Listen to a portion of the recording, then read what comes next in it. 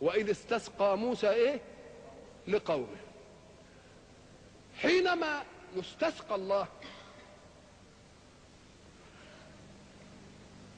قال عمر: كنا نتوسل برسول الله إليك يا رب لتسقينا، ولكن رسول الله قد انتقل إلى رفقتك، فبمن نتوسل؟ خلاص، نتوسل إليك بعم نبيك العباس، نتوسل إليك بعم نبيك. الله بيستسقي ليه؟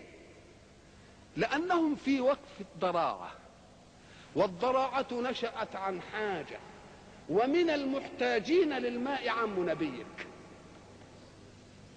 فإن كنا ما نستحقش عندك أي حاجة، اكرمنا علشان خاطر مين؟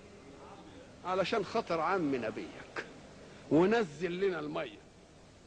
يوم يجي بعض الناس يقول لك ده هذا دليل على أن الميت لا يستعان به ولا يتوسل به لأنه ميت، بدليل أن عمر في الاستسقاء لم يتوسل برسول الله. نقول له: عال لم يتوسل برسول الله، صدقت. وبمن توسل؟ أبالعباس أم بعم نبيك؟ الله، ده قالت إلى مين؟ قالت للنبي. الله، ده انت اديتنا حجة على ان بس مش الوسيلة به هو ده، الوسيلة كمان بالأقارب بتوعه. الله، طب ولماذا نقل الأمر من رسول الله إلى عم نبيه؟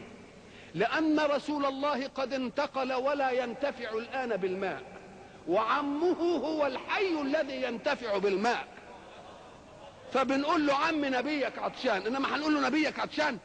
طب نبيك انتقل ولا عادش عايز الميه. اذا فالذين ارادوا ان ياخذوا في ذلك دليلا على ان التوسل لا ينفع بذوي الجاه عند الله بهذا الحديث، نقول لهم: الحديث ضدكم وليس لكم، لانه اثبت ان التوسل جائز بمن ينتسب الى رسول الله. واذ استسقى موسى لقومه